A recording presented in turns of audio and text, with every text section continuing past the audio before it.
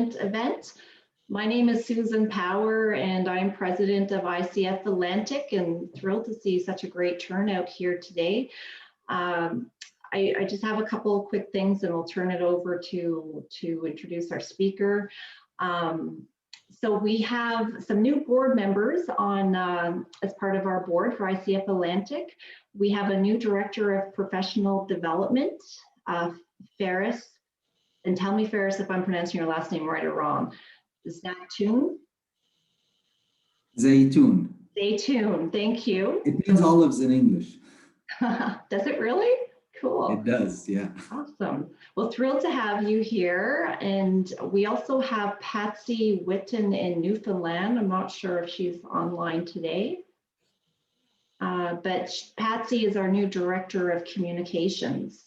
So as far as this session today, it is an hour and a half to 1:30. And if you would like the CCEU credits, just throw your email address in the chat function and you will receive an email out afterwards from ICF Atlantic with your CCEU credits. So thank you, Pat. She's added the email in the chat bar. And I will pass it over to Brian Duggan, our past president and exiting interim director of PD, to introduce our speaker today. Thanks, Susan, and it's great to see everybody here. I'm delighted to welcome Mary Simon on behalf of all of us. I met Mary last year as a part of as a participant in a reflective practice group that I was involved with, and I'm not going to go into Mary's qualifications. You can find those things on her website. But what I want to say is that I think Mary brings a great amount of respect, gratitude, curiosity, and generosity to this presentation. So, we're talking about neuroscience and transitions coming from a really wonderful, warm place of appreciation, which will be really helpful for all of us who are participating here. So Mary, I'm going to turn it over to you. All right. I'm delighted that you're here. Thank you. Thank Great. you. First of all, I love your province or provinces. I also dearly love your country. I've spent enough time on the east and the middle of the country and a fair amount of time on the west coast. And I am so grateful for the better neighbors, the better angels to the north. But of course, yesterday in my country, we had quite the day. And we had quite the poet. And if anyone is inclined, given the topic we have today, neuroscience and transitions, her poem is absolutely appropriate for what we're going to talk about. A 22-year-old African-American young woman who has overcome stuttering and delivered one of the most powerful parts of the inauguration.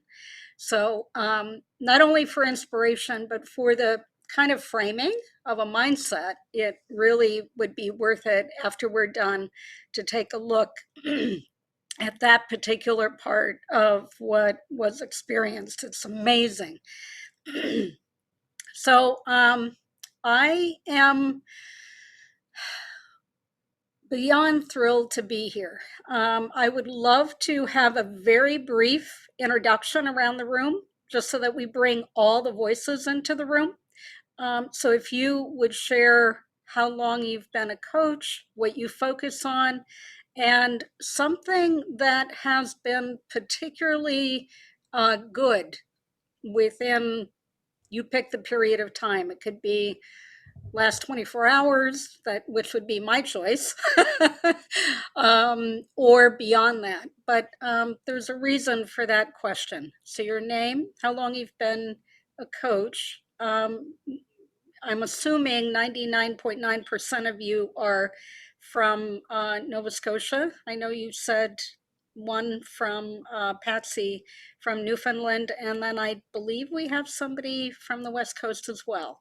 So, and then one thing that has been particularly good and a good experience that you've had.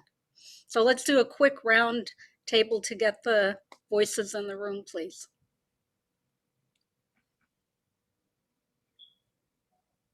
If it's okay, I'll go since you didn't get an opportunity to hear me before. Thank you, Pat. Can you hear me now? Yes, beautiful. All right. I'm Pat Rothenberger. I'm the membership director here at ICF Atlantic. I've been coaching for just about 3 years and here in Halifax, Nova Scotia. And I'm really excited because 24 hours, literally almost 24 hours ago, I participated in my first webinar that I was a presenter. And I had always wanted to do it, and I did it, and it opened me up so much. I realized, you know what, I had no reason to be shy. I had no reason to be scared. Could it have been better? Of course. But what it did is I was ready to take the next step after. Oh, and I'm a leadership and career transition coach. So I'm really interested in this webinar. Congratulations, Pat. Thank you. I'll go. I am Michelle Richter. I am a personal growth and leadership coach. I find that I'm coaching people through career transitions as well. A lot of my clients are wanting to go into business for themselves. I've been coaching for 3.5 years now.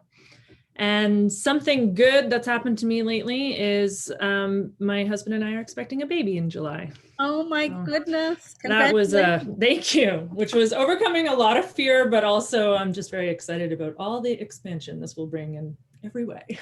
Well, that's a perfect word. Yeah. Congratulations. Mentally, physically, emotionally. Thank you. Thank you. Kate, I think you were gonna go. I'll jump in from the West Coast. Thank you so much for opening up this, allowing this wonderful learning opportunity. I learned about it through a post that Brian made on LinkedIn. Brian is part of the engaged with the executive coaching program at Royal Roads University, which I'm currently enjoying, loving. My name is Kate Kimberly, and I'm a consultant and coach. I have 15 years of experience in the justice sector, in the BC provincial government. I left a year ago just to focus on supporting people, leaders and organizations, and the challenges that they have. What's good in the last 24 hours is we've just launched, there's lots of stuff that's good, including what you mentioned, Mary, about the inauguration in the States. I'm thrilled about that. But launched a new course as part of the Royal Roads program on understanding leaders and change in systems and organizations. And I'm really, really keen on that knowledge, and the neuroscience of supporting people through transition is high on my learning list. So I'm really glad to be here. Thank you. Thank you, Kate. Since I've been partially introduced already by Kate, thank you very much, which tells you the power of the connections that we have in our world today.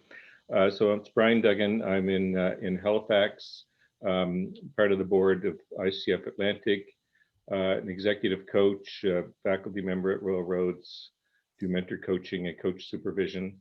And I think the thing that struck me in the last little bit is that earlier this week, I was involved with a global conference called Reimagining Leadership. And there was actually 3 of us from Nova Scotia here and 1 other Canadian in this group. And everybody else was in Europe. And I just got swept up with this whole idea of the world is about to change, and we're involved in change, and what a privilege it is to be in that change. And just imagining a place that's much different and much more I'm not sure what the right word is, but much more collaborative and creative than what we've been experiencing for a long time. So that, to me, that's mind-blowing. Thank you, Brian. Who's next? Hi, I'll go next. I'm Mary Darcy, and I'm located in Fredericton, New Brunswick. And I've been coaching for about 15 years, mostly internal in an organization. I do a lot of career and leadership coaching, and been on the ICF Atlantic board, and just so impressed with all the people I had the opportunity to work with, and the board members now that I'm seeing and missing them. I guess anyone that really knows me knows that I'm a huge fan of Bruce Springsteen. And last night when he was on the steps of the Capitol, yeah, I cried. And then, but I guess I cry anytime I see him. Anytime I've seen him in person, I cry anyway. But to me, what Brian said about the world is changing, to me, that was just a pivotal, obviously I don't live in the US, but we've felt that negative energy for so long. And I felt that him on the Capitol singing that song was just like the turning point. So. Yeah, beautiful. Thank you, Mary. Okay. Hi, Tony. Hi, all. Yes, it's really great to see all these smiling faces and connect with you all. And I'm fascinated by the topic of neuroscience and coaching. I'm on the West Coast in Vancouver. I qualified through Royal Roads program last year and got my ACC in the fall. I've been coaching in a sense for many years, but I made it official. And when I took the program at Royal Roads, realized what I was doing was a hybrid coaching approach. I now realize what coaching really is and how powerful it can be in today's form. I'm very, very grateful just for the connectedness that's emerging out of this time for those of us that make that intention. As an introvert, I've made this new intention to connect and connect and connect and connect. And I'm just finding that there's so much energy from that and synergy from that and love from that. It'll be interesting to know what is the neuroscience that happens when we connect, actually. But the whole transition piece is so relevant at all times, and perhaps more so at this time. So thank you, Mary. I'm looking forward to today. Thank you, Tony. Donna? Hi, I'm Donna Richardson. I am in Edmonton, Alberta. I am a peer and fortunate to call Tony Crow my good friend. I went through the Royal Roads program with Tony, graduated in August, and set up my coaching practice in about October, called Yellow Dot Leadership Coaching. And so something really good, I guess, is not a moment in time, but the transition that I'm going through from moving into semi-retirement, but also launching a new business, being an entrepreneur for the first time in my life, and just being really inspired and excited about coaching and spending time with people in those conversations. So also very much interested in learning more about neuroscience and transition. Wonderful. Thank you, Donna. Congratulations on all fronts. Thank you. Margie? Hi, I'm Margie Humphreys, and I'm speaking to you from Halifax, downtown Halifax, actually. I started coaching about 20 years ago, and my first coaching was with executives who were in career transition. So neuroscience never bores me, so I find myself gravitating towards anything on neuroscience so I can just learn more about it. Most of my coaching now is with executives who are sort of new to the C-suite. It would be where I go. And I also do a lot of team coaching with families who are transitioning their family businesses from one generation to the next. Wonderful. The great thing that or very happy event, along with the inauguration in the US, but yesterday I also spoke with a friend who I hadn't spoken with in a while, and I learned that she was cancer-free and is looking at going back to work. And that was, it was just wonderful. Yeah, Great. so happy to be here and hello to everyone. Thank you, Margie. All right. Who's next? Michelle? Michelle, yes. Hi, everyone. It's so lovely to be connected with different parts of our country and around this topic that really appeals to me. I'm a leadership coach. I've been coaching independently now for 5 years, 35 years before that inside organizations where not formally coaching, but lots of work with leaders and emerging leaders was part of what I did. And so the reality that we have found ourselves in the last little while, but in particular, you know, not only the U.S. situation, but the pandemic reality, which put many of us online in ways that we had never been before, is perhaps what I'll touch on in terms of something good. I was, prior to this past year, really only using online to connect for things like this, my own learning or to connect with colleagues, never to actually deliver leadership development programming. And I stepped into that world, and I've discovered recently through some feedback of a program that I had done recently that sometimes the things you do, you don't necessarily know at the time land, but in fact come back full circle later. And so I had a lovely piece of feedback about that just in the last 24 hours. And I'm appreciating that today and realizing more and more the possibilities for connection, for learning, for transition through this modality, even though it is, it's a brave new world for me. So looking forward, Mary, to going deeper today with you on this topic. Thank you. Thank you, Michelle. Who is next? Colette? Thank you, Colette. Hi, I'm Colette Robichaud, and I am sitting here on a beautiful sunny day in Halifax. I love my office. I can get a good look outside. I have been coaching professionally for 18 years. I say professionally because that's when I started my training with CTI. I've actually been in business 22 years, and I was coaching a bit before that. I'm a productivity and executive presence coach. I would say the word pivot that we've been using recently is something that I've been using for about 22 years. And again, COVID opens up new opportunities, and I'm just really excited to have been in business this long, to be in the profession. And I'm really enjoying and happy right now that I'm doing a lot of training, consulting, presenting on working from home. And it's great. I have that from a personal perspective, from a coaching perspective. And I'm also the first certified professional organizer in Canada. So I have a lot of experience on what home looks like, whether it's organized, disorganized, transitioning, moving, setting up a home office. So that's really opened up a new door for me. So it is nice that it's nice daily that we see some good things coming out of COVID. So I'm excited about that. Wonderful. Congratulations on your successes. Thank you. Okay, who else do we have here? Daniel?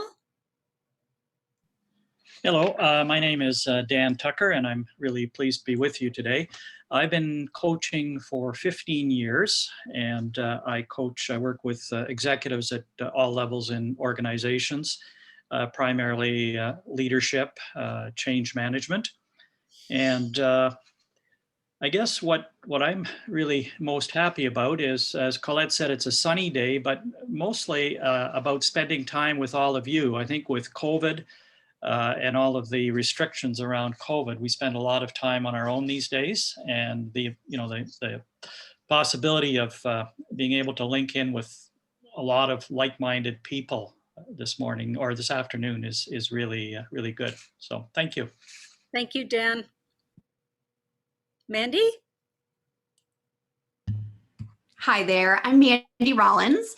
And I actually am a little further south than all of you. I live in Atlanta, Georgia. So I have no idea. I am an ICF member down here. I have no idea how I found out about this today, but I'm thrilled.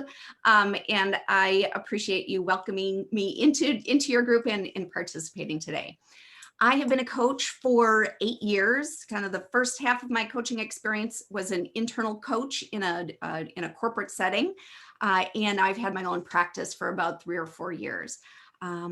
I work with a number of different types of clients, but one of the areas that I've really been moving into has been retirement transition, and especially for young people. So people in their kind of late 40s, early 50s, mid 50s that are looking to leave the corporate world and figure out what's next for them. And so I do have 2 little girls. I have a 7-year-old and an 11-year-old. So my highlight was really the opportunity yesterday to sit with them and have them experience Kamala Harris being sworn in as the first female vice president of the United States, and really the conversations that went along with that. Fabulous. Fabulous. Thank you. And you did send 2 major people to the Senate that will make a big difference. Oh, yay. Thank you, Mandy. Ooh, Georgia. Way to go. Way to go, Mandy. Thank you. All right. Who is next? Carol? I'm Carol Gabbana, and I'm in Prince Edward Island today, and every day, actually. I've been a coach for about 11 years, and my practice is mostly executives and coach training. So I'm an associate faculty member at Royal Roads, and I'd be one of the mentor coaches that Kate referred to earlier. And one of the things, the good things for me, it's slightly different tack. This year, I've decided to formally explore creativity for myself. And I've very recently taken up rug hooking. And I'm working on a piece now, and I reached a bit of an impasse where I didn't really like the colors, and I thought, I don't really know what I'm doing, and all those kind of thoughts going through my mind. And so I left it alone for a few days, actually, and went back to my tried and true knitting, and went back to the piece last night, and I just had a new thought, and off I went, and happily hooked for several hours last night, and I'm really happy with what happened. And so I'm really happy with what I'm learning with my beginner's mind. Man, oh man, I'm at this advanced age now, and still beginner's mind. It's still hard to do, but it's very fun to learn, and it's all about neuroscience. So thank you. Thank you, Carol. Beautiful testament. Let's see, I think we have Mariana and Wendy. Wendy, do you want to go? Sure. Sorry, I was late to join. I'm happy to be here. I've been coaching since 2006, studied in Toronto at Adler School. Was on the board of directors for our chapter for 9 years. I do mostly career and executive coaching. I'm here in Halifax, I should say. I'm also a dual citizen, US and Canada, so I was riveted to the television yesterday, and yay Georgia, God bless you, Mandy. And for me, something that I've really been learning new and enjoying, and it's a high point for me, is with COVID, not driving around all the time, I have more time. So I'm taking a course from the amazing Carolyn Mess, MYSS. Some of you may know her. She's North America's leading medical intuitive. And so I'm taking this really in-depth course. I see Carol nodding. She knows who she is. And I'm learning so much about the whole being that we are, and the magic of our intuition. And she talks about the fact that people are not gifted if they're intuitive in that way, they're just skilled at it. And we all have the ability to become such. So put that out there. Wonderful. I love her work. It's powerful. Thank you, Wendy. Now, can we have Mariana? Is that working? If you want to speak, I don't know. Let's see if, okay. Have we connected? Okay, Hello. wonderful. Thank you, Mariana. Sorry about that. In the background, this is an FYI, we have some reconstruction going on, and today we have an inspector that's here from the electrical, from the city. So they're turning things on and off, so please forgive me. The timing's just really poor. All of that to say, I'm an invited guest today from, Brian's invited me to join this group. And I think for me, I'm one of these healthcare leaders that is really going through a transition right now. And given the state of affairs with COVID taking place, it's been really important to be able to connect with individuals that are going through transition, et cetera. So this is a wonderful opportunity I'm looking forward to learn more and to understand more about the neuroscience behind this. So I'm very appreciative of being here and being invited to this session. I am from Ontario. I'm just outside of Toronto area. This is my home base, and it's wonderful to see everyone from the East Coast and the States. I think one of the things to reflect on last 24 hours, in addition to the inauguration in the United States and the first woman to be as a VP in such a,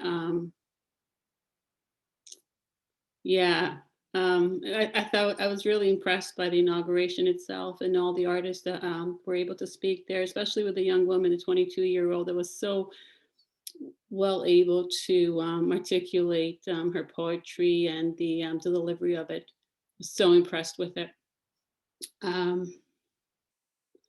And just one last thing I wanted to mention was that within the last 24 hours, one of the greatest things that's happened to me, I think I really landed on what it is that I have a passion about in terms of where I want to transition with my career. So it's been really, really insightful.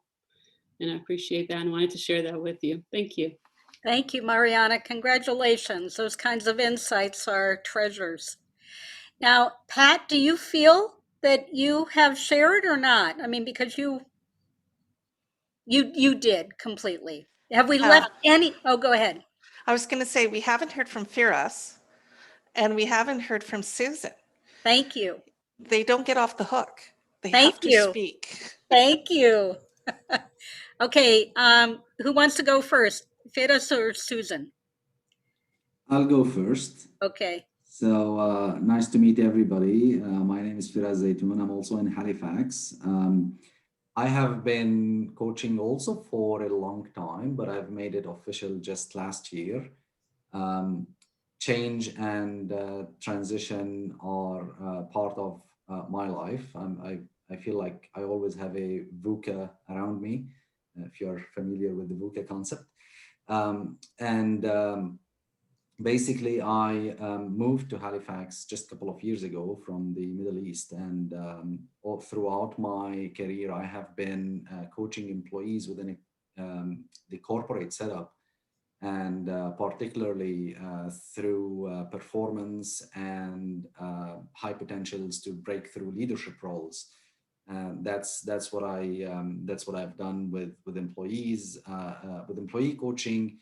But with the organizations, I've always been an HR person in helping organizations through their transformation projects and cultural change projects. So basically helping people through the uncertainty that accompany that period of change. Something happened actually in the last couple of weeks is my youngest sister, who lives in Sydney, Australia, just had her second baby. And I was really happy with that and unhappy at the same time, because I don't know both her kids.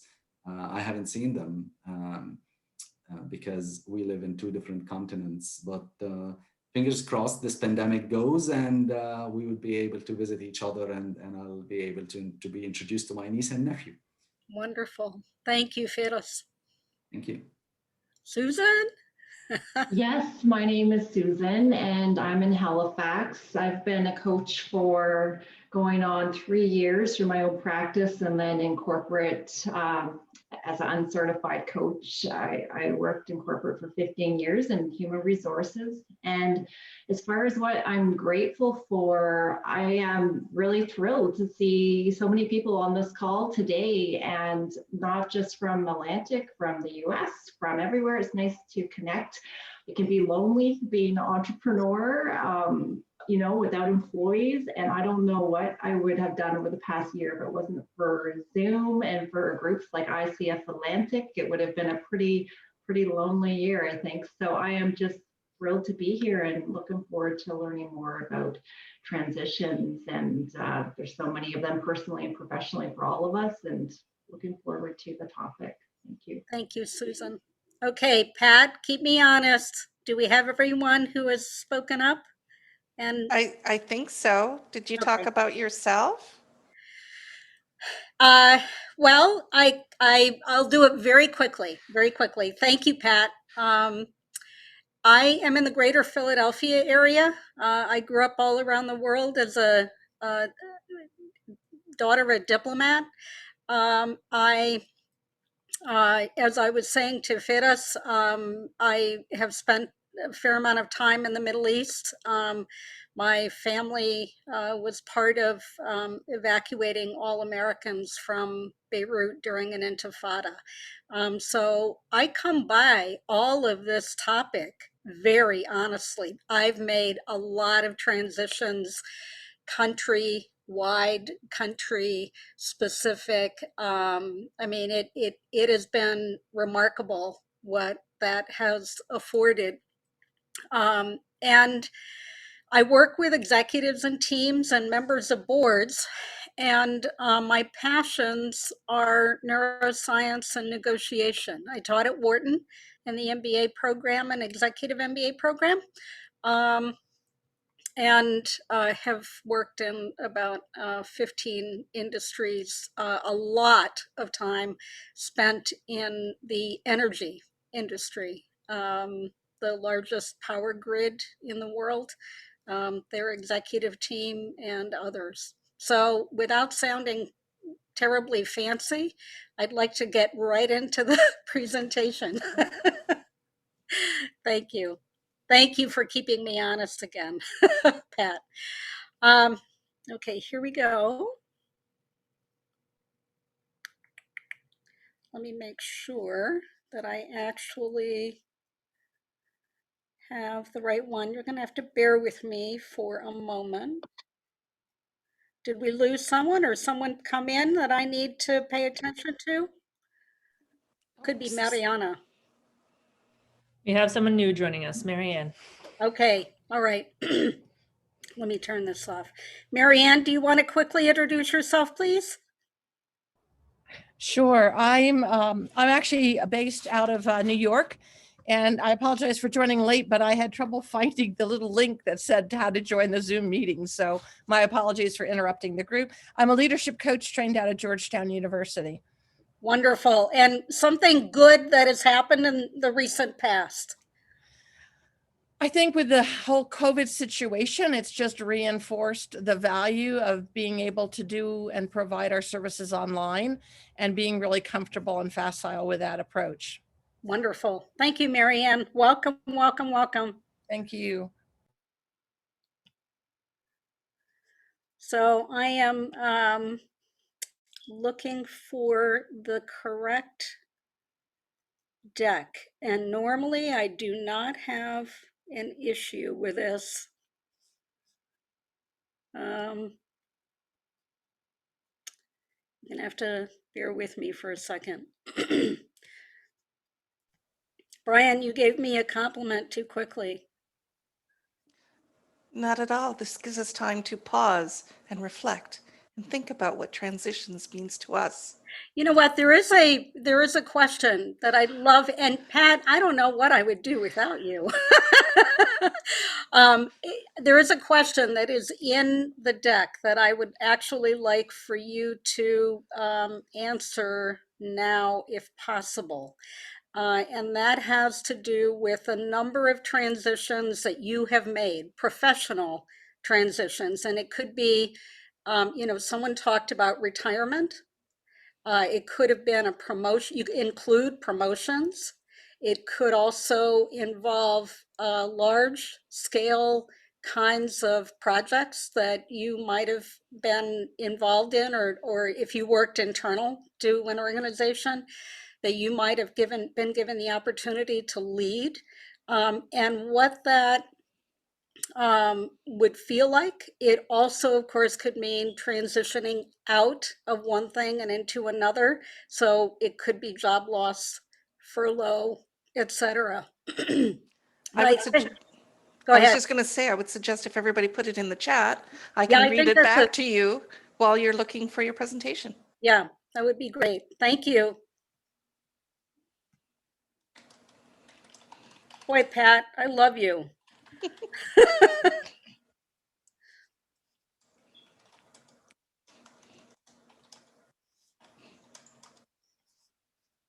So I know for myself, I've experienced, gosh, I don't know how many, too many, lots.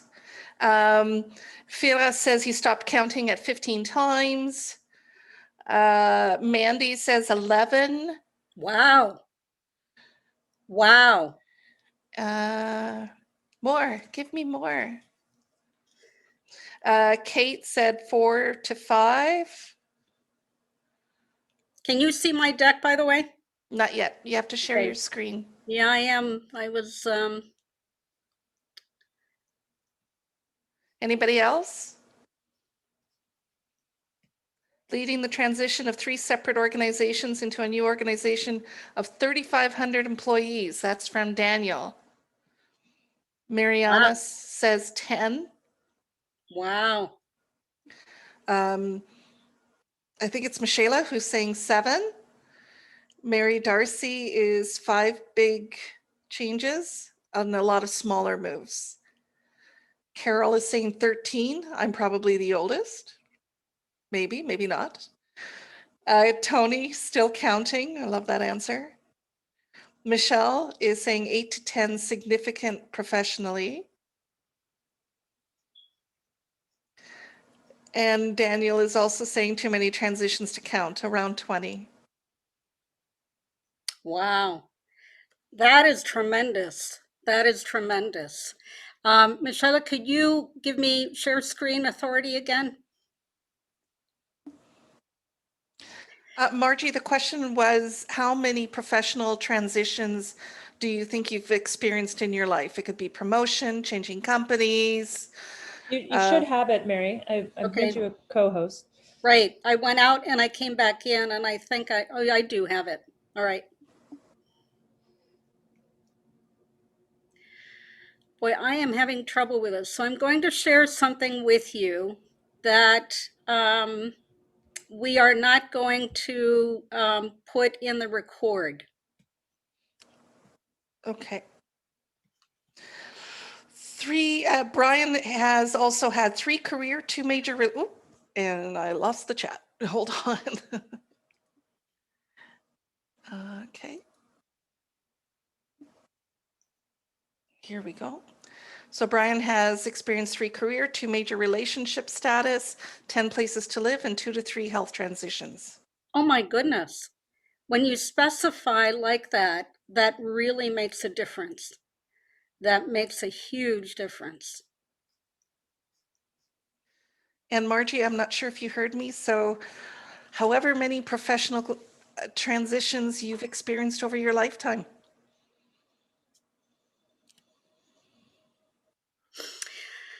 So you can see my screen now, correct? Yes. Okay. All right. Pat, thank you.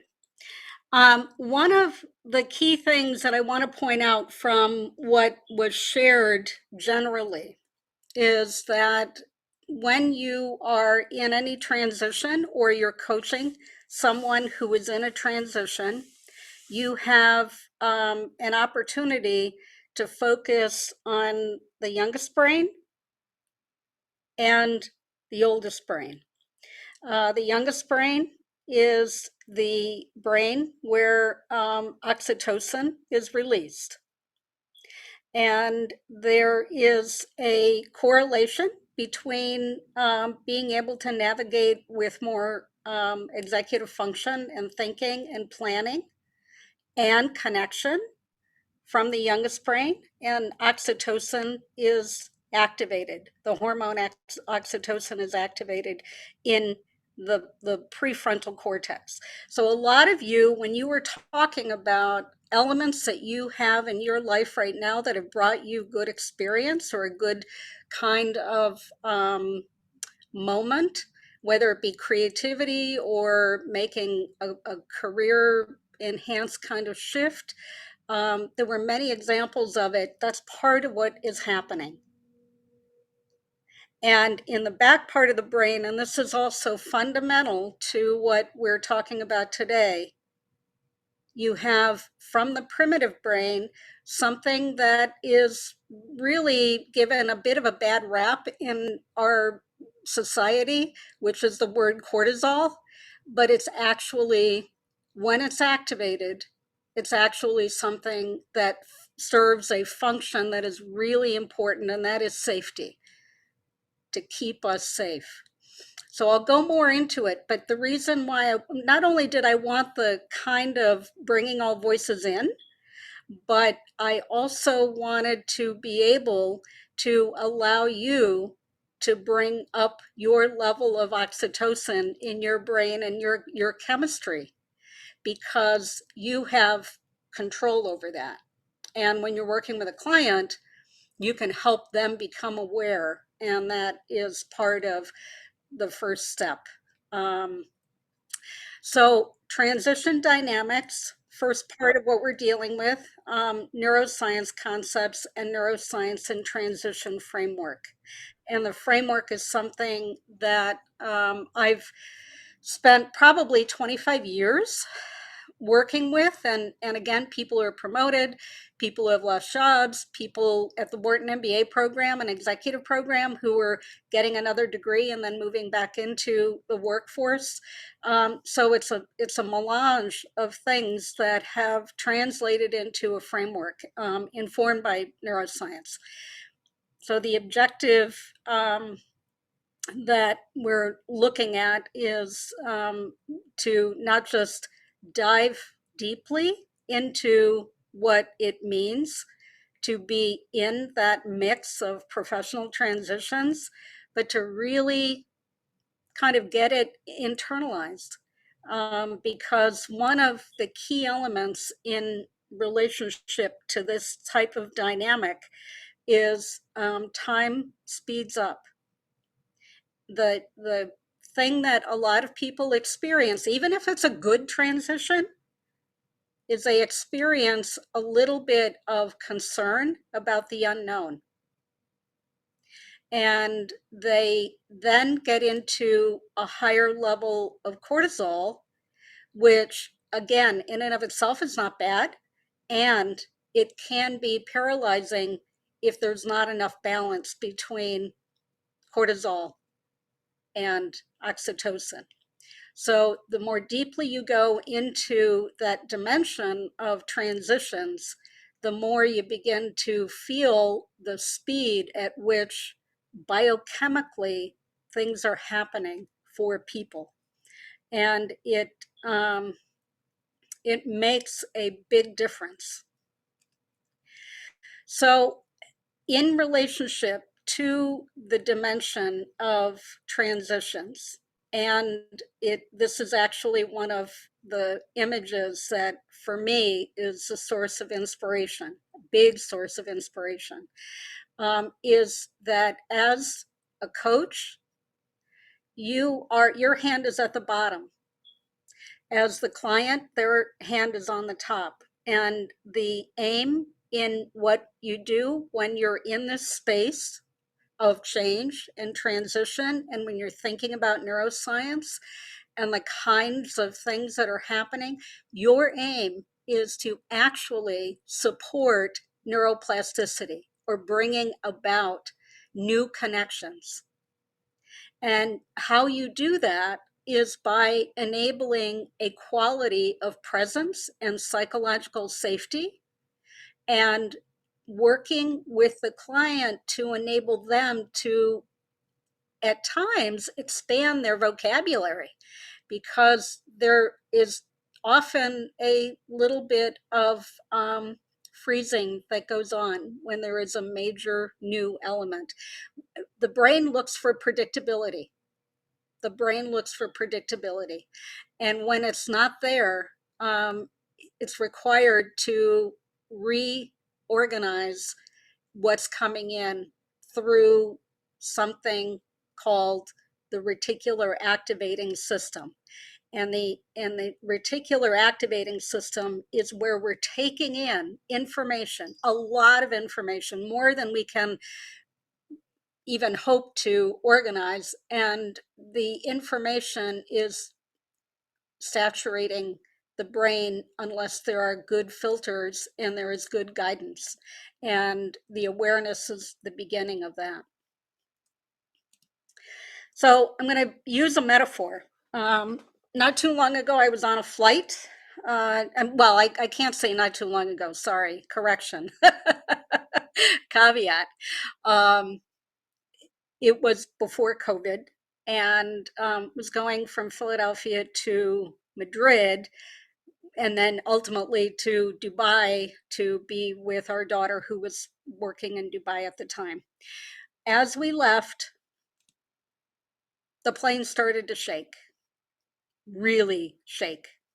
The body of the plane had vibration unlike anything I have ever felt on a plane. And remember, I grew up in the diplomatic corps. I've been on a lot of planes all my life, and I love flying. But this one was a little different. Turned out that birds flew into the left engine, and the engine caught fire. And we had just left, so we were not like halfway across the Atlantic. We were within the vicinity of the East Coast of the US. And so it was not dire, and it was important because we lost an engine. And the plane was full, and the belly of the plane, we were full with fuel as well, which is actually sort of dangerous in that kind of situation. So what happened, and why this is a metaphor that I want to use, is I was watching from a brain science kind of orientation, how is this going to be handled? Who's going to have what kind of reaction? And how well are we going to be able, not just from the professional crew and the pilots, handle this, but everybody, because we're in it together. There's no exiting this one. And what began to happen was remarkable. The lead pilot was excellent. The communication was immediate, thorough, and very detailed. And it was detailed in a way that was respectfully submitted, that was really remarkably calm and very, very respectful, like talking to a colleague, trusting that people would be able to take in the information, even though biologically, chemically, some people were beginning to get pretty nervous, and that was visible. So from the pilot perspective, all of the management of the information could not have been better. In the cabin, the crew, except for one, the crew were really good. There was good eye contact. The way in which they were responding to what people needed was good. The demeanor, the tone, the compassion, all very good. One person on the crew in the cabin was freaking out. And they were having what is commonly called an amygdala hijack. And you don't want an amygdala hijack in a plane where one of the engines has caught fire and it's vibrating like crazy. So I was noticing how that crew member was actually cultivating that kind of reaction in one of the passengers who was having a tough time. And I think the other crew members got a little bit involved so that there could be a calming of events.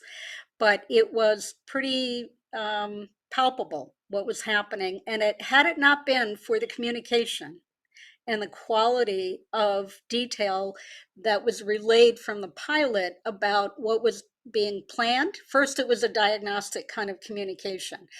Don't know quite where the error is, but we do have an error. They didn't mention fire at the beginning. And then they began to go through step by step what was happening from a communication standpoint with the Federal Aviation Administration, the control towers, and other people who were involved in diagnosing the mechanics of what was failing. So long story short, we had to circle for 20 minutes in that condition, and we had to dump fuel because you can't land with that much fuel safely when you've got a fire in the engine. And we returned to Philadelphia. We went right to the end of the runway. There's water at the end. So we stopped right there before we got into the water. And we had a crew of people ready to evacuate us in case there was a major explosion. Fortunately, again, because of the fact that the pilot was able, and many of the other people on the crew were able to maintain calm, we were able to exit, and within 4 hours, we were on another plane going to Madrid. So there's something that happens in those moments. The fear leads to a sense of disruption, and the disruption can be positive. It doesn't have to be negative, but there's a disorientation. And there is a part of the body, there is a part of us biochemically that relies on what happens when we shift from one state to another. And it is something to pay attention to, not only for yourself as a coach preparing for situations where clients might bring in heightened reactivity, but for the client, because there are people who actually have physical reaction to where the question of how do I reorient myself? What does this mean? How can I be safe? So the swirl from fear, disruption, and concern into a place of greater momentum is where you as a coach come in. It's where the pilot came in.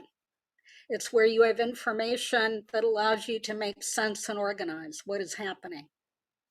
And it gives you something that in transition is there are two things that are really, really profound and predictable about anyone in a major transition, even if it's positive. And one is they feel a sense of being out of control.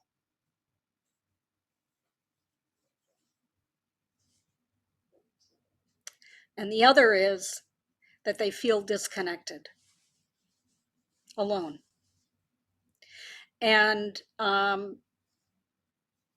those are cortisol-inducing experiences. Cortisol, by the way, in a situation like what I described, is activated in 0.07 seconds, and it stays in the body for 26 hours. Remember, cortisol is not all bad. You do want to balance, and you want to be able to access other parts of your brain. So you want to be able to get oxytocin activated. You can do that in how you make eye contact with somebody who is not as charged. You can do that by breathing very, very slowly, holding the breath, and then releasing 3 to 4 times. It sets a calming effect on the sympathetic nervous system. And you can do that by often, if you shift your eyes from one corner to another, it shifts some of the brain activity that you're getting caught in. The momentum that emerges when you have the support of the circle, whether it be, in this case, you as a coach, you create psychological safety, you listen for the words that are being used and the meaning behind them. Not what you define them to be, but what the coachee defines the words to be. And by reorienting and renaming, there can be an opportunity to shift to momentum forward. And again, this is really dynamic. And what people might think is slow, once you get into a transition, it's fast. It's really fast. So breathing becomes important, asking questions about where somebody might be experiencing tension and tightness can be important. And to not only be the thinking partner, but to really hold the space for the person to feel like they can recognize things that they otherwise might not, because there are things you can say to a coach that you might not say to other people. So we did this already, thanks to Pat. From a neuroscience perspective, there are some things you want to really, really pay attention to. I'm going to go to the bottom two because those are the pieces that really create the momentum as you go forward. What cortisol does, and again, it's not a bad thing, but there is no discernment when cortisol gets activated. And anything can look unsafe. Distrust and threat. The work that's done by David Rock and the Neuro Leadership Institute out of New York is key here. And every Friday at noon Eastern time, there is a series that the Neuro Leadership Institute offers called The Brain at Work. And it is free. But what his work has involved, and his team, the team, is around threat. And what does it look like to be able to navigate the moment of threat, to bring out other elements of thinking, and oxytocin in particular. And the other piece I want to emphasize here has to do with the youngest brain, and the primitive limbic brain is actually the oldest brain, and the prefrontal cortex is the youngest brain, and it is tied to the heart brain. And the work that is part of that part of the brain is to connect, and we are hardwired to connect. We're social beings, and we actually have a genetic element that is part of what allows us to take language as the main form of connection. And of course, we take in a lot more information than that, and that is our primary way of thinking. Can I trust you? Can I connect with you? Does the way that you are using certain words resonate with me, or are you in a different space? How do I need to think about that? How do I need to understand what that world is? So when you think about, the sort of concept of words creating worlds, it's actually something that goes back generations from the Jewish faith. And rabbis often talk about this in terms that are not brain science oriented. They really are based in culture. And you think about how language, when you're speaking different languages, this is obvious. How words are used, idioms, all that kind of thing. But even when you're speaking the same language, it really is profoundly present. So it's a very brief example of that. In our community, we have an individual who we love dearly, but the moment that they begin to indicate that they want to have an exchange, a conversation, a discussion, their definition of that is very different than what it might be for us. For us, it's mutuality, listen, share, listen, share. For them, it's share, share, share. Maybe listen, share, share, share. And so the definition is such that you have to look at how to manage, how to navigate what it is that is their concept and their expectations are. And that is what's true for clients, for coachees as well, and particularly during a transition. Because when fear begins to enter in, it becomes really significant. The words that are used will tie to memory, will tie to a part of the brain that is profoundly, profoundly equipped to harness a certain framework and a certain orientation. I'm going to keep going. So we miss the mark often. Fortunately, the pilot didn't. The one crew member sort of did, but had help. And it's very, very easy to miss the mark. And so much of it has to do with not just quality of listening, but it has to do with the way in which there's listening for the meaning behind the words rather than listening to formulate the question that needs to be asked next. And that's, everyone who's a coach knows that's where if you get, you become a little bit distracted, you want to be able to tune back in. And by the way, distraction, just like the word disruption, is they're not bad words, they're not bad states necessarily. And from a brain perspective, every approximately 15 seconds, our brain actually exits a conversation and goes inside to be able to reorganize what's being heard to put it in the right categories. And of course, when we go to sleep at night, that happens in a very, very, very major way. But there is a natural process, biochemical process, that allows us to listen and then sort internally and then come back, put our attention back to what it is that we're wanting to learn or take something from in an exchange. And the key is to be aware of that fact so that you can keep going back into the conversation. And one way to do that in a coaching session is to, to indicate, it looks like you had a reaction, your face was a little different, or you were flushed, or where might you be feeling any tension or tightness as you talk about XYZ, and get them to begin to identify in their body where they're holding whatever it is that's important for them to be aware of.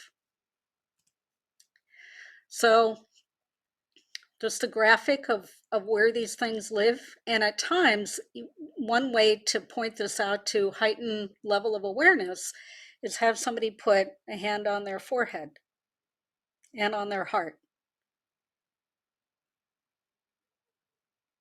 And or if they're stuck, have them put their hand on the where the brainstem is, so that they can begin to work through physically what those sensations might be and to open things up. And actually, a hand on the heart and on the prefrontal cortex or the forehead area is key to getting oxytocin activated.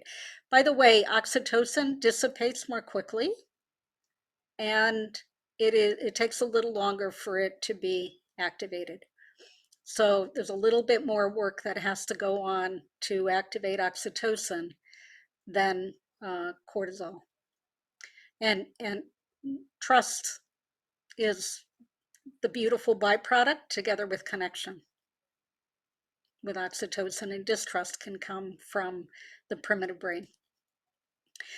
So there are some key things that are important and all of this is familiar to most of you, if not all of you, because it's been in the vernacular and the common conversation throughout the last year,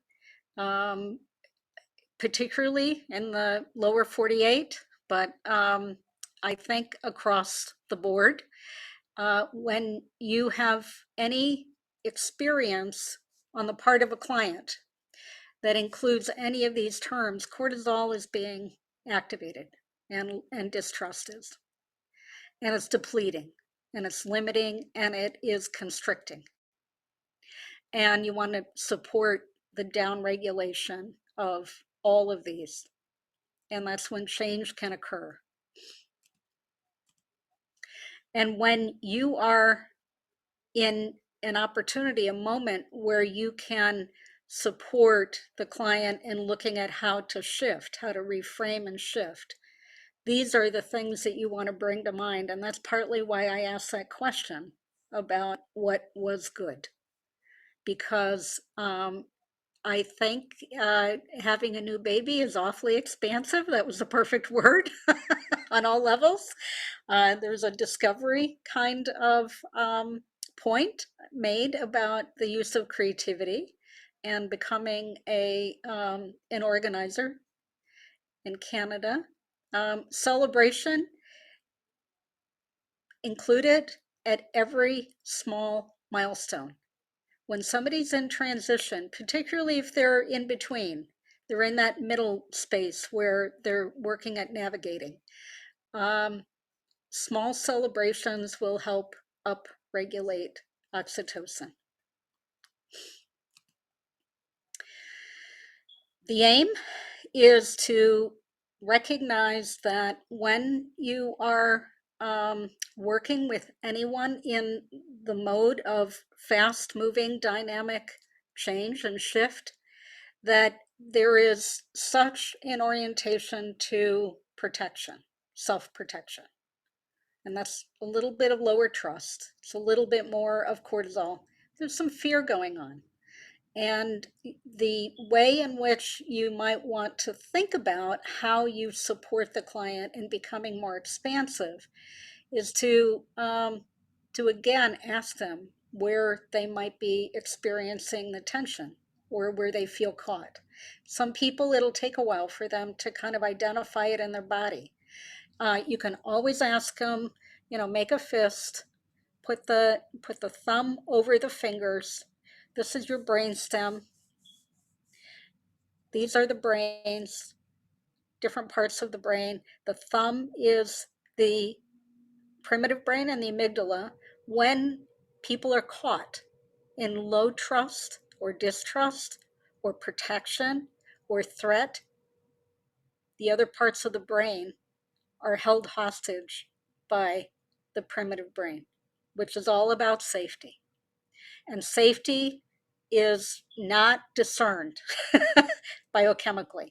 So you want to get them to practice just opening the thumb and releasing some of that tight hold. And let that be an opening to being able to move across to a point of looking at we and who they're partnered with.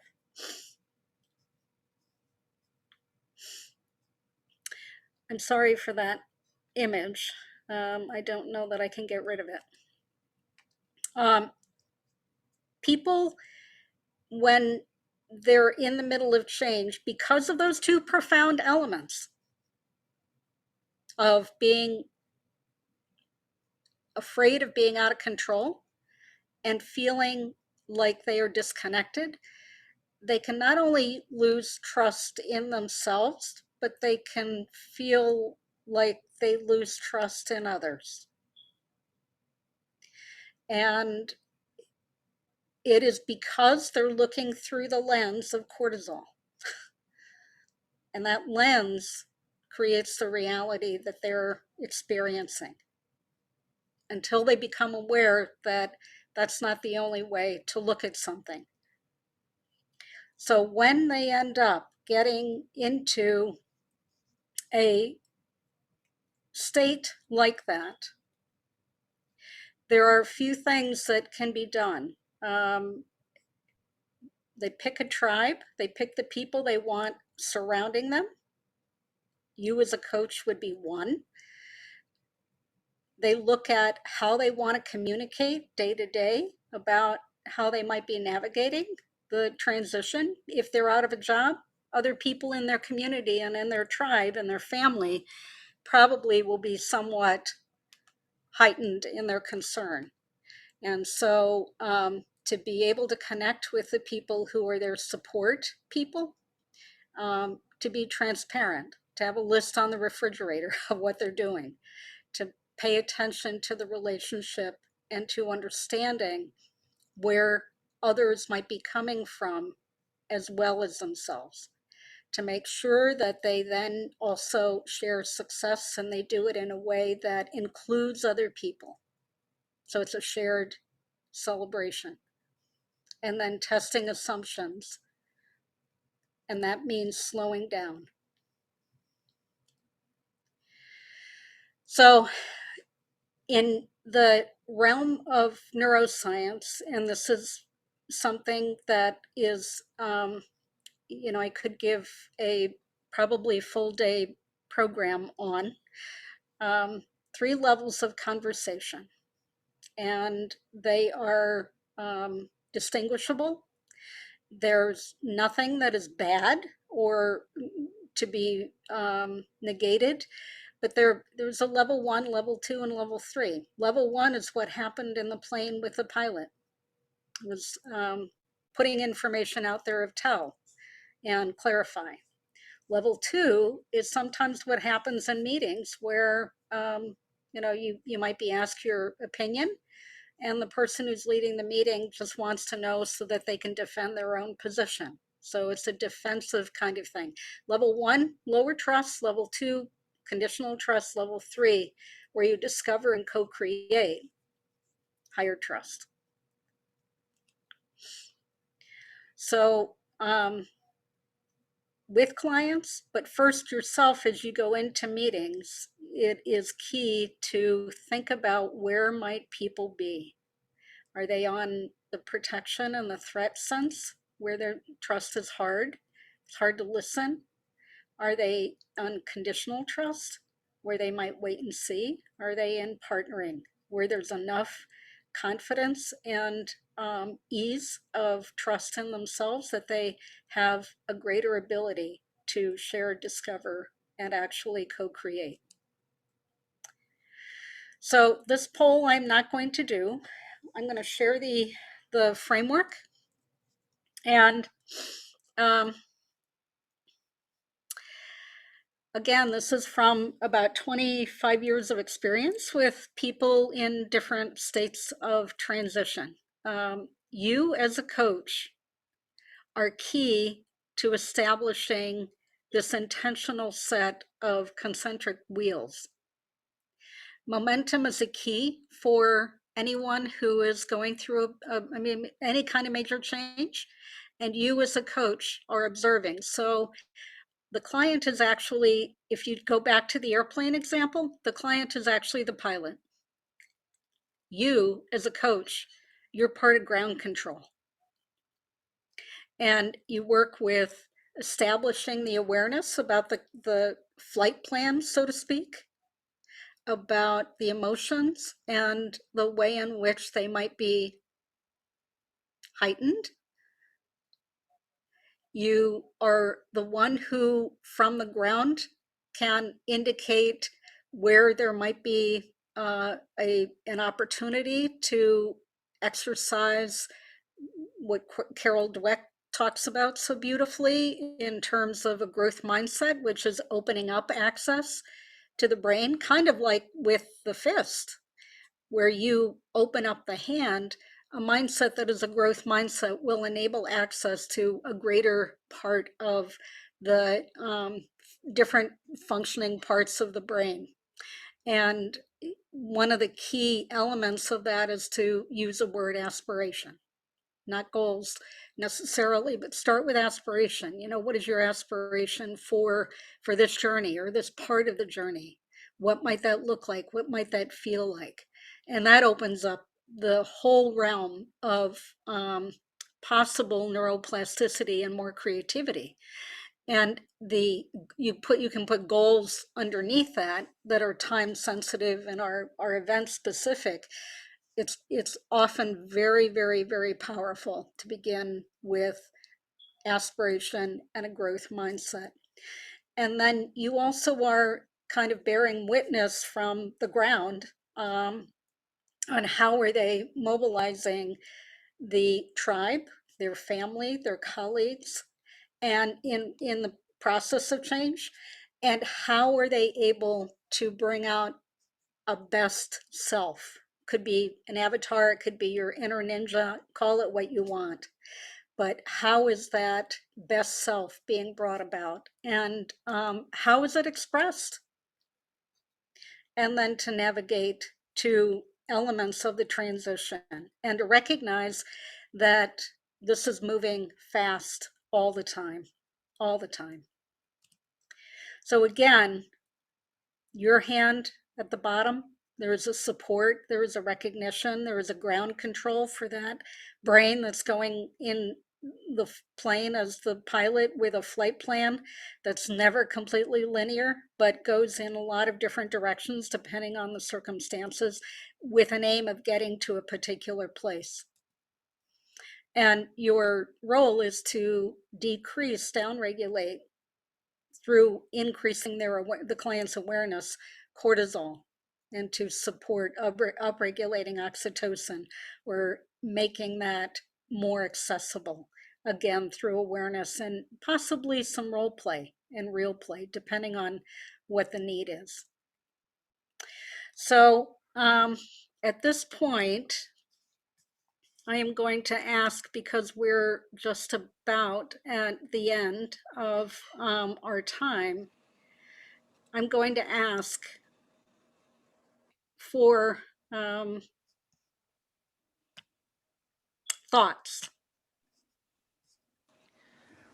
You know, what stood out to me, Mary, it's Pat, is you were talking about transitions and you were asking us at the beginning to consider all the professional and career transitions that we're going through. And it really highlighted to me how this last year with COVID-19, that has to be one of the biggest professional transitions for everybody. You're right. You're right. You're right. And the reality is that we have constant high frequency, heightened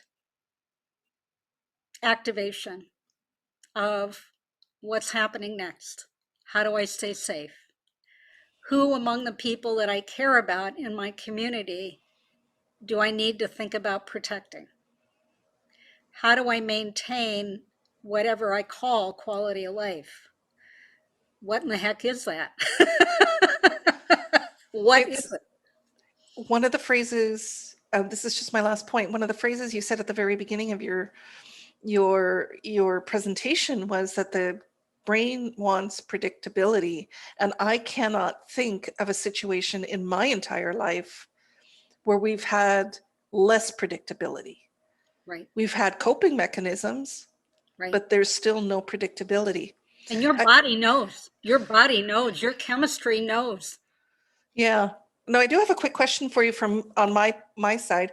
You mentioned webinars from the organization, The Brain at Work. Would you be able to maybe email it to us or put it in the chat? There's a recommended resources list that Brian will post at the very end. Okay, great. And it includes that. I can always add more, and it includes that. And by the way, this is where it's really hard for me not to be a geek. but you use what you can, you use what's going to be helpful to you, and ignore the rest. But there is a site that is very, very helpful to refer to as you're working with people on becoming more aware. My goodness. It's like the hierarchy of consciousness. And it sounds lofty and it sounds woo-woo, but what it is a capture of the emotions that are expansive and the emotions that put you into a bit of frenetic hyperactivity and the emotions that are constraining. And if I was to tie that to brain science, the expansive part, you have a higher chance of having some oxytocin, and that's a good rock and roll experience. For the hyperactivity, it's not necessarily bad, you just have to channel it. So you might have some cortisol, but you also would have some adrenaline. And of course, as you know, peak performers who are athletes often are channeling adrenaline. And we, during COVID, Pat, point well made, we're actually exercising with adrenaline, funneling some of that cortisol that is in our systems because of what it is we've been experiencing. And then at that other level, the constrained, the really tight kind of experience of emotions, plural, more cortisol. So the image, and I'll make sure to get it to Brian because this one is not in that handout. I'll get it to Brian, but it's an inverted pyramid. And so the image of the inverted pyramid gives you a sense of the constricted to the expansive. If it's okay with you, Mary, I invite the rest of the group to maybe post your questions or comments for Mary in the chat. And if you have a couple minutes, Mary, maybe you'd like to address some of them? Yes, of course, of course. Can I ask one off the top? Yep. Mary, I don't know what your schedule is like, and I don't know what the current board has in mind, but I would love to have you back. This to me was just a, tip of the iceberg. And although some of us have learned some things prior to today around neuroplasticity from others, this was incredibly useful. And I would thank you, but I would just love to see part 2 of Mary Simon sometime for ICF Atlantic and all of our guests. Well, I wouldn't want to be presumptuous, but at the top of the hour, I said I loved Canada and I love your part of the world. So you had me at hello, don't worry. Great. We're getting confirmation of Wendy's sentiment in the chat as well, Mary. This is really informative. I love it. And I'm a fellow geek. I love this stuff. Well, it's powerful, and maybe I'm not a quick study. It takes a while to internalize it. So I'll be in an amygdala hijack over something, and I'll have to, like write an email or do whatever, and I have to walk outside. And by the way, I did not mention nature, which is a no-brainer. Nature allows you to generate oxytocin. That connection is so important. It is profound.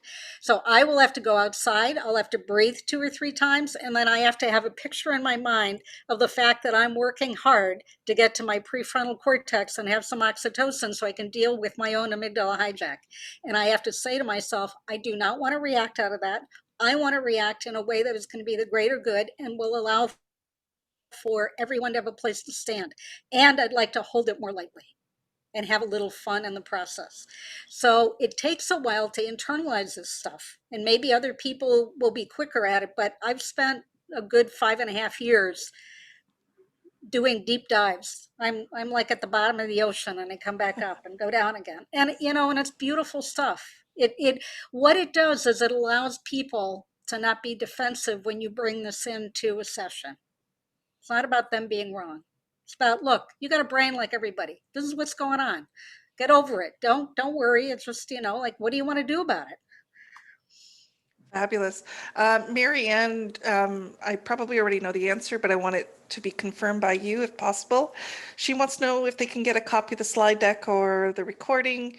She'd like to go back over the material, or is the resource sheet that you're going to be providing us?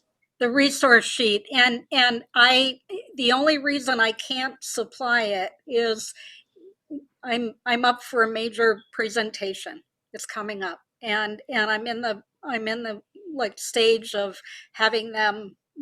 They would probably have to own some of what it is I have, and so I will do everything else that would be helpful in the process of uptake and making this friendly. I want people to belly up to this and really play with it and have a good time learning it. The resource list is good. Okay. It's good. I just want to thank you, Mary, for your time. The sentiments have been echoed. This was extremely valuable. We will discuss it as a board, but we probably would love to see this again. I just want to remind everybody, I put it in the chat, but I'm going to verbalize it so it really imprints. If you'd like the CCEUs for today, email us at icfatlantic@gmail.com along with the name you want on the certificate. Sometimes I just get an email with an email address, and if your full name's not in there, I kind of have to guess who you are. So please do that. And thank you for your attention, and thank you for participating today. This was fun and informative. One other resource before I let you go. There is a book and a framework that you might want to think about using. It's called Immunity to Change. If you Google that, it can be helpful in setting your mind in the right direction.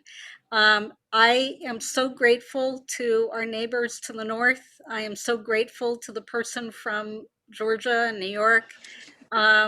I am so delighted to have met Firas because of my family background, where I have a connection to Lebanon and the Middle East in general. And you have been gracious and generous and kind and ever so professional. So thank you. Thank you. We've got a few comments saying the oxytocin is flowing. Thank you, Mary. Thank you. Thank you so much. All my Thanks best. so much. Thanks, everybody. Bye, everyone. Bye. Bye. Bye. Thank you. My pleasure. Mary? Yes. So I'm just wondering, in terms of the recording, you said you don't want the slide deck to be shown. Totally understandable.